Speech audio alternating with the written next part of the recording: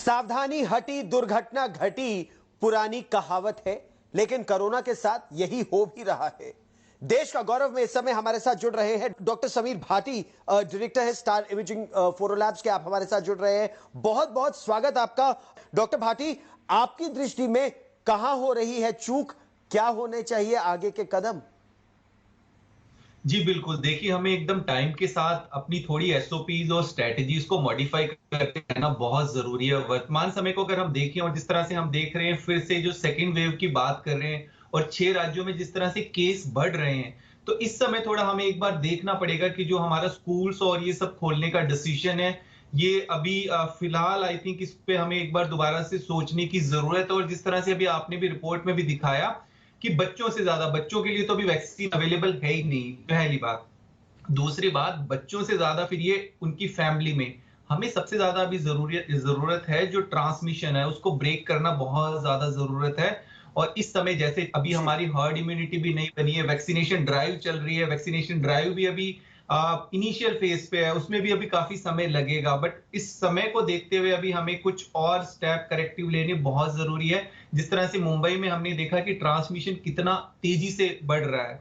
पंजाब में भी इस तरह से ट्रांसमिशन बहुत तेजी से बढ़ रहा है। और इस तरह से अभी हम दिल्ली की भी बात करें तो दिल्ली में भी कंसिस्टेंट है, अराउंड 400 के करीब केसेस आ रहे हैं रेगुलरली। तो उसको हमें ध्यान रखना बहुत जरूरी है। ये जो खतरा जी। बढ़ता जा रहा है कोविड का, हॉटस्पॉट्स में स्कूल बंद रखे डॉक्टर भाटी, हॉटस्पॉट्स को कंटेन करे, लेकिन बाकी एरिया में खोलना चाहिए, ऐसा दोनों का सुझाव है। लेकिन क्या इससे ये खतरा नहीं होगा कि और जगह हॉटस्पॉट्स बनने लगेंगे?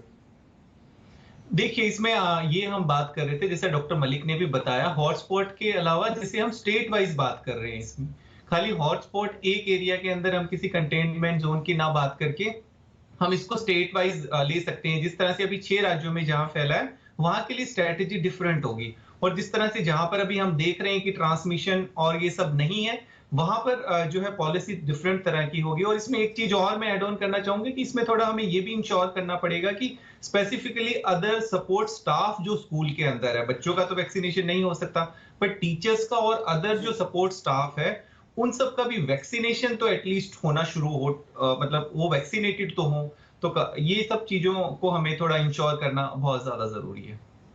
हम बिल्कुल ओवर जी। कॉन्फिडेंट हो गए हैं और मास्क बेहद जरूरी है। अभी भी हर भारतवासी के लिए, चाहे बच्चा हो बड़ा हो, घर से बाहर निकल रहा है तो मास्क लगाए और सोशल डिस्टेंसिंग मेंटेन करे।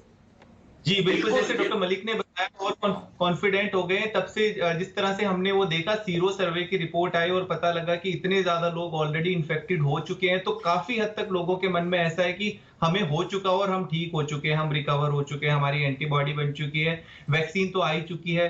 तो इस तरह की जो चीज़ें हैं, जो मिथ्स हैं, इसके बाद लोग ज़्यादा ओवर कॉन्फिडेंट हो गए। और ऐसा हमने देखा भी है, हम पहले दिवाली से पहले भी देख चुके हैं, एकदम से रेट कम हो गया था और एकदम से स्प्रेड हो गया। अभी होली भी आने वाली है और भी सब चीजें आ रही है, तो अभी हमें सतर्क रहना बहुत ज्यादा जरूरी है। और जैसा हम नए स्ट्रेन की भी बात कर रहे हैं, नए तरह का स्ट्रेन भी आ जी। रहा है जिसमें हम देख रहे हैं कि ट्रांसमिशन रेट काफी ज्यादा है। तो बहुत सारी चीजें हैं, तो इनको हमें ध्यान में रखना और सतर्क रहना जी। बहुत ही ज्यादा जरूरी है। दूसरा, आप ये देखिए कि एसिम्टोमेटिक पेशेंट्स कितने होते हैं, पता नहीं होता, सिम्टम नहीं है और वो एज ए सुपर स्प्रेडर कितना स्प्रेड कर सकते हैं। तो बहुत सारी चीजें हैं जिनको हमें ध्यान में रखना जरूरी है। कोविड एक अप्रोप्रिएट बिहेवियर फॉलो करना बहुत जरूरी है।